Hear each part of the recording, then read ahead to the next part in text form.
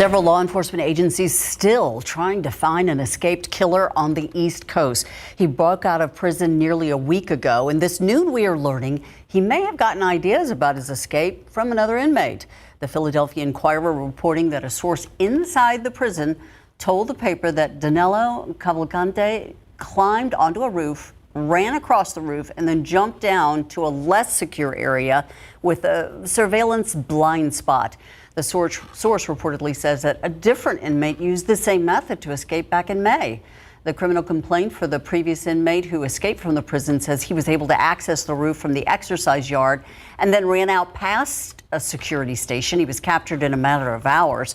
Meanwhile, the days-long search for Cavalcante has been making many wonder how he has managed to avoid getting caught. When he escaped into the woods, it was a large area. It was a 1.5 to 2 mile radius that we were searching, and we kept getting tip after tip and sending people into woods that are very thick. The foliage is very thick over here. There's a lot of ravines, a lot of tall fields, a lot of grass, a lot of hiding spaces for a guy that's 5 foot, 120 pounds. So yesterday, Pennsylvania State Police released new surveillance images of Cavalcante. The photos that you see here mark the 6th time he's been spotted since he escaped Chester County Prison last Thursday. And Lori Vallow Daybell, that name doesn't ring any bells. You might want to listen up. The woman convicted of murdering her 2 children is fighting to overturn her life sentence. Vallow Daybell filed a motion last week to appeal the conviction. Her lawyer says they plan on questioning if she was actually mentally fit to stand trial. In addition to being convicted of killing her daughter and son, she was also convicted of conspiring to kill her husband's ex-wife. Although Vallow Daybell was originally ruled incompetent for trial by a judge, that decision changed after she spent a year in a mental hospital. She was sentenced to life in prison with no chance of parole. And the U.S. Air Force has tested an unarmed nuclear-capable long-range missile.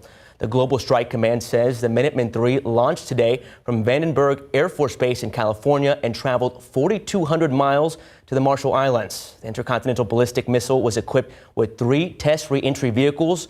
The U.S. regularly tests its ICBM weapon system for accuracy and reliability. The Pentagon says the U.S. did notify Russia in advance of the test.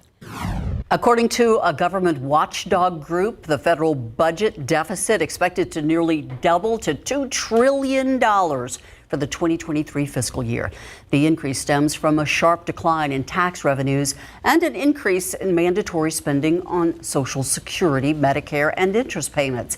The growing deficit could also further complicate discussions over funding federal agencies by the upcoming fiscal year starting October 1st. Congress will have until the end of the month to pass the spending package or a short-term deal just to keep government operating. And taking a look at live cam, beautiful looking day. We all know it's hot out there. Nearly a week into September, still got plenty of triple digits on the board, but help is on the way. Yeah, help is on the way in the form of a front potentially next week, and we have a lot to look forward to. We're getting into the fall. Autumn officially begins in 17 days, so we're getting there. Let's take a look at how close we are to the solar eclipse, the annular solar eclipse. It's going to be awesome. That path that comes right over San Antonio, by the way, 38 days away, and then Halloween's 55 days away, and the time change only 60 days away. So we're getting there. We're getting there. These all kind of signify cooler weather, right? And we'll be looking at that eventually. Not today, though. Right now, the heat index is 99 here in San Antonio. It feels like 105 in Helotes, 102. That's what it feels like right now. New Braunfels, 104 in Pleasanton, and these numbers are rising. So it's going to get a little worse before it gets better. Max temperatures today here in town, 102, 103 in Austin, 102 in Dallas. And ERCOT is saying that the electrical grid, well, it'll be a close call today with the supply and demand once again. So they're asking for voluntary conservation. More records likely fall next couple of days. Another look at that 7-day forecast, which includes the heat, but also some relief next week, coming up in just a few minutes. Thanks for that, Justin. The Centers for Disease Control and Prevention is warning doctors that RSV cases are on the rise. The CDC is advising physicians to use the new immunizations for newborns and older adults this fall. RSV levels began rising in the South in late July and have more than doubled over the past month. According to the CDC, cases may also increase to the rest of the U.S. over the next 2 to 3 months. In babies, RSV can cause the lungs to fill with mucus, making it difficult to breathe, and can also be serious for seniors. 2 new RSV vaccines for seniors are in drugstores now, but they do require a prescription from a doctor. Narcan, a drug that can reverse opioid overdoses, is now available without a prescription. And another over-the-counter antidote is set to go on sale next year. All this, a huge help in the effort to save lives from overdoses. It's estimated that more than 150 people die every single day from overdoses related to synthetic opioids. And as CNN's Mandy Gaither reports, researchers say there's a new group of drugs that's causing the overdoses, and they may be even more potent than fentanyl. A new warning about an emerging group of powerful and dangerous synthetic opioids discovered in the U.S. This is something that just a year and a half, 2 years ago was not in the drug supply at all. In a study published this week in JAMA Network Open, Dr. Alexandra Amaducci and other researchers say nitazines are a synthetic opioid like fentanyl, but have a different chemical structure. They're just much more potent, meaning that someone may not know that these chemicals exist and they use the same amount of a drug that they've always used, and they have an unintended worse effect. Fentanyl has been involved in more than 2/3 of all overdose deaths in the U.S. It's up to 50 times stronger than heroin and 100 times stronger than morphine. The new synthetic opioids appear to be even more potent. The study suggests they may be associated with an increased rate of cardiac arrest when people overdose. The drug supply is always changing. It changes month to month, year to year, and it's much more dangerous. Amaducci says new synthetic opioids are a growing problem. She says the U.S. drug supply isn't clean and people may think they're taking one drug but are consuming multiple substances instead. She says the public needs to know these new potent drugs exist. It's also important for our providers, our police, our EMS, our firefighters, our emergency department physicians that these patients may require a higher level of care and more doses of naloxone or Narcan. For Health Minute, I'm Mandy Gaither. And Texans are no strangers to high summer temperatures, but other communities are less prepared. Why the latest heat wave is now affecting the start of the new school year in several states.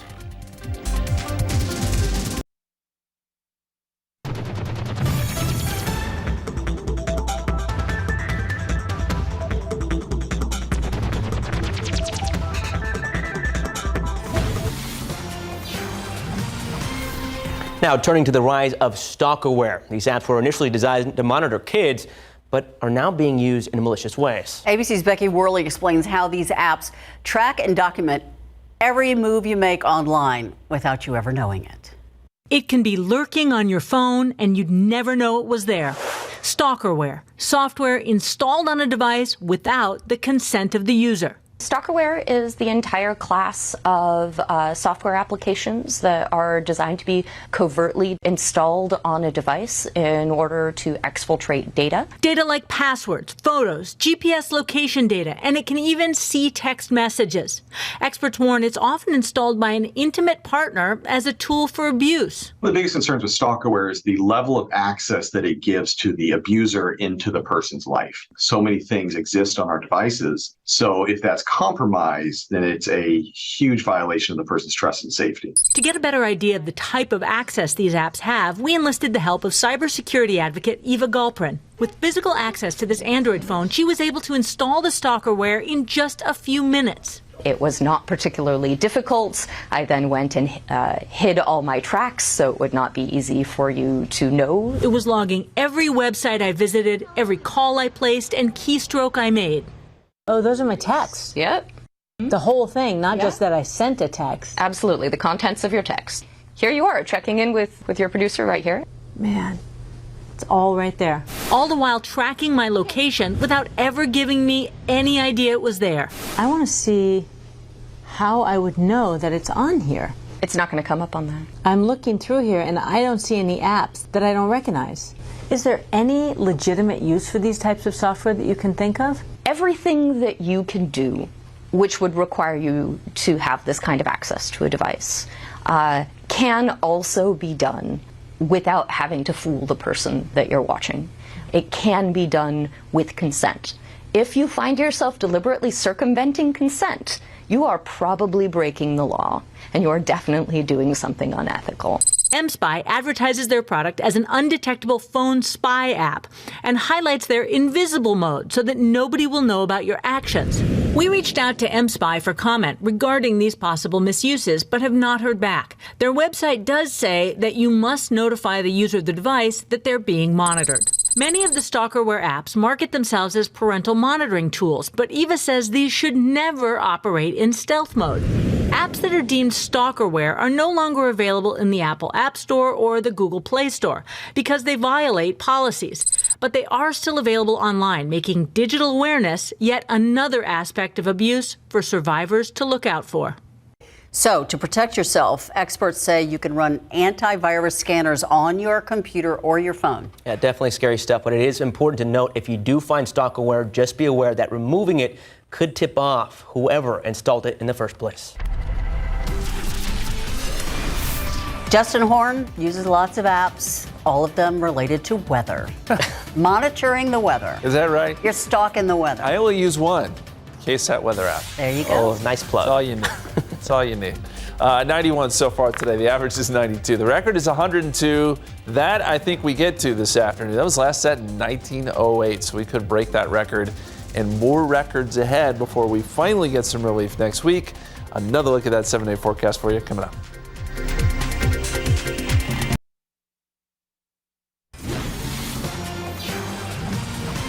All right, take a look at this. People in Greece are preparing for more rain to hit the area. This comes after several months worth of rain fell yesterday. At least 2 people have died and 5 others were killed in Turkey and Bulgaria. Those countries are also seeing torrential rain. ABC's Marcus Moore with a look at the damage that the storms have already caused. Parts of Greece underwater with 2 feet of rain falling overnight. A storm hammering the area for 10 hours. Turkey and Bulgaria also feeling the effects. There have been at least 7 weather-related deaths. Cars swept away in the central part of the region.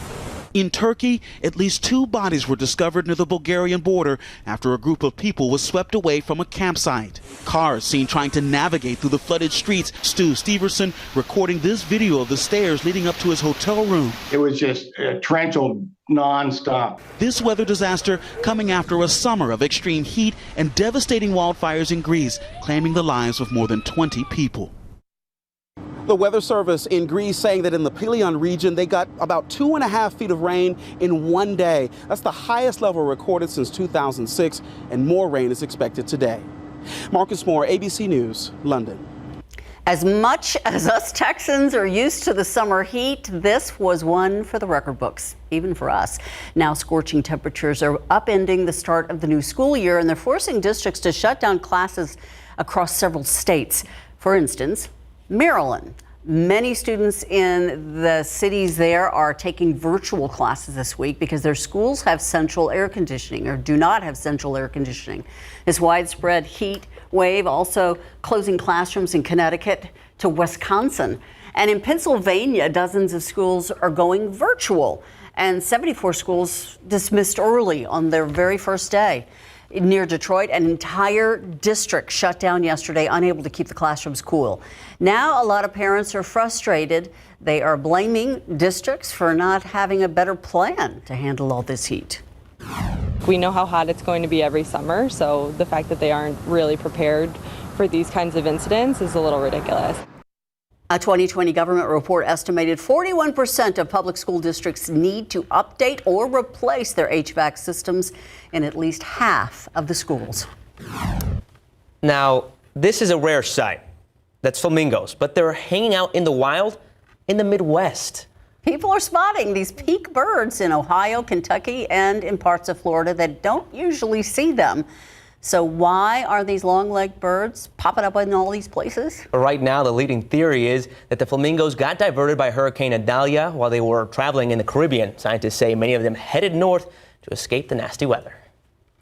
It's a nice surprise for folks over there. Wouldn't it be nice, though, if they just wandered over to your front yard and hung out there for a while? Well, you have the deer in people's yards here out in the hill country. Now you can have flamingos. Well, that video didn't look like it was from the Midwest. Is that from the Midwest? That's from Florida. Oh, okay. But that's an area of Florida where normally they don't have flamingos. Oh, I see. I see. That's why we have Ursula right here on the desk. Paying attention. I love it. I love it. Yeah, the flamingos. It's been an interesting year. You saw the story there about the heat with the school districts. It's warm here in Texas. It's warm up and down the East Coast. We need some changes. We do have some changes out in the tropics. We're looking at Lee, and this is going to be a hurricane very soon. I mean, it looks really good here on the satellite picture. You see all those outer bands. When you get those outer bands like that, you know that this is strengthening. And right now, winds are at 70 miles per hour, so it's just shy of being a hurricane. Gusts to 85. It's moving west-northwest at about 14 miles per hour, and will continue to do so. Here's the latest track. Now, the Hurricane Center brings this up to a Category 4 storm, major hurricane. There's no doubt in my mind it gets there. Winds at 150 miles per hour, but I think it could go even stronger than that. It's just the conditions are in place for this to strengthen. We got warm waters, all the right upper air conditions. The good news here is that this is going to stay north of the islands, and all indications are that this is going to curve north out into the open Atlantic and stay away from the east coast of the United States, which is ideal.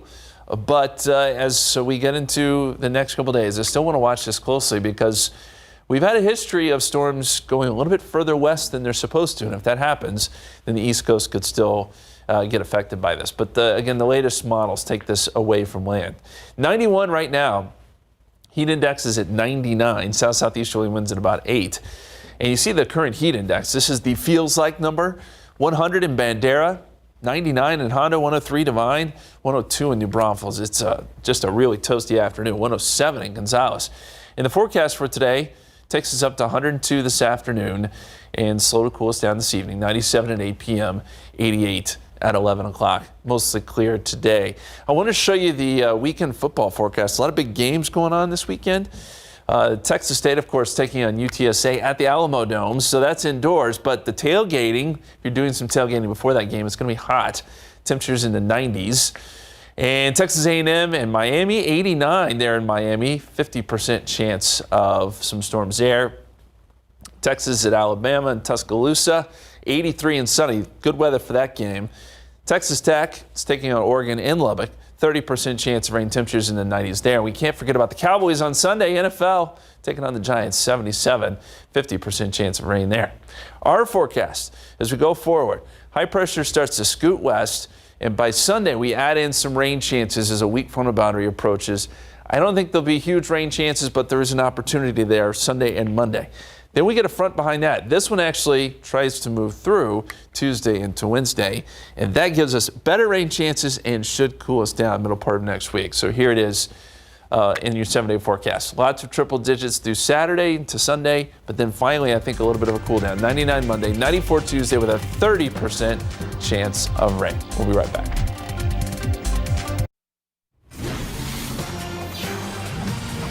All right, you guys are in luck. We're just minutes away from the SA Live Home Improvement Show. Mike, Mr. Fix-It. Oh, yes. But this is a little more along the lines of decorating, and the owner of Recline Home, Victoria Taylor, is here. So we're not decorating today, you're staging, right? Correct, yes, and staging and decorating are very different. What's the difference?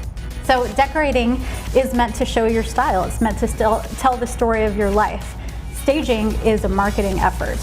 We are trying to loop your buyers in to get them into their feelings and provoke them to make an offer, because we all know that people actually buy with their feelings. Okay, well, we're going to hear a lot more, some great tips on that. Now, if you are decorating, what room in your home needs something? Also, if you want to do a little crafting, maybe take on a little woodworking project for your home, I'm going to take you to a place that's got some classes there. Oh, you must have been so excited. I was right in. Oh, look at that. Ooh. All that and more when SA Live continues. Sawdust.